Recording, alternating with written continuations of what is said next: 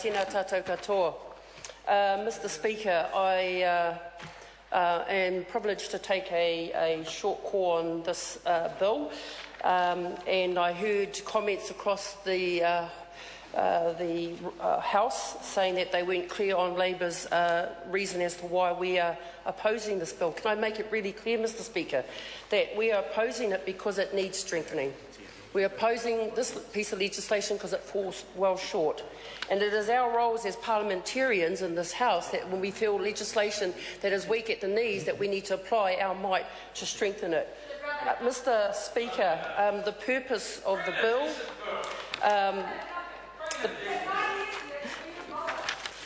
the purpose of the bill, Mr Speaker, is to create a national level environmental reporting system to ensure that reporting on our environment occurs on a regular basis and can be trusted by the public as independent, fair and accurate. And I join with my learned colleagues the Honourable Moana Maki and Honourable Ruth Dysart for their contribution on this bill.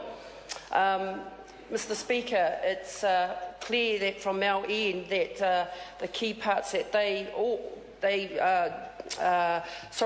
raised in terms of their concerns with this bill is quite clear, and I want to add my weight in highlighting those critical areas on reading the bill that I believe that needs strengthening. And like Moana Maki, I want to also say to the Minister, national reporting, national standards need to be commended, but the rubber hits the road when we go to implementation, and that's one of the concerns I have in reading this, and clearly also looking at the behaviour and the behaviour of the national-led government in putting across similar bills. But, Mr Speaker, can I talk to highlight a couple of areas that previous speakers on this side of the House have raised? When I look at the purpose of the bill again, we talk about requiring regular reports on the state of New Zealand's environment as a whole. Got no issue there, Mr Speaker. That we require regular reports on the state of the air, atmosphere and climate, freshwater, land and marine domains. Again, no issue there. Ensure that producers of environmental reports act independently and produce fair and accurate reports. Well, I start worrying around how independent those reports will be. The other point we talk about, the purpose of this bill, ensure the expertise of government departments is utilised in producing environmental reports.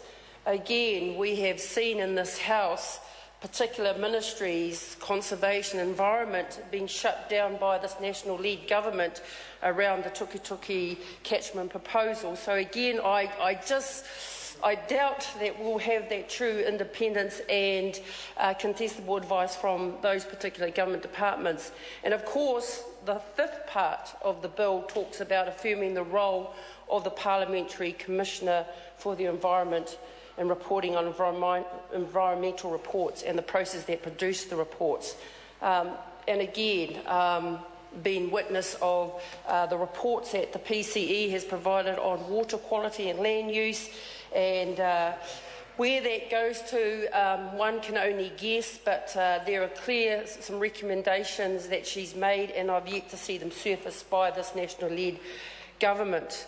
Mr Speaker, when I look at the parts of this bill and my bits I want to focus on that gives me grave concern is when we talk about the synthesis reports, and the Minister mentioned that in her opening address. And the clauses in terms of both the synthesis report and the domain reports that I have particular issues is the use of the word reasonable effort. Reasonable effort. So reports, information that cannot be obtained by using reasonable efforts. Now, I think you can drive a truck through that terminology, reasonable effort. So, again, like colleagues on this side, that we will work at the Select Committee to strengthen it. That's one area that I'd like strengthening, that reasonable efforts.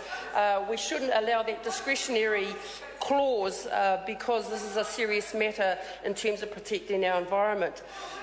The other area, Mr. Speaker, in this bill talks about national and international standards, and I've yet to see any standards or targets in this bill when it comes to the environment. Of course, we're still looking for it or waiting for it with bated breath and fresh water management qualities, but I'm sure the Minister is dealing with that in due course.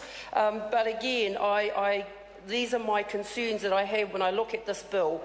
Is it strong enough? Does it give us the protection of our environment that it so deservedly needs? And again, I weigh on the performance of this National League government, that the proof is in the pudding, and I think there's still a lot more can be done to this bill.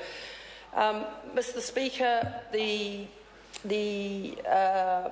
other concern that I have in reading the bill is around the role of both the Secretary of the Environment and the government statistician.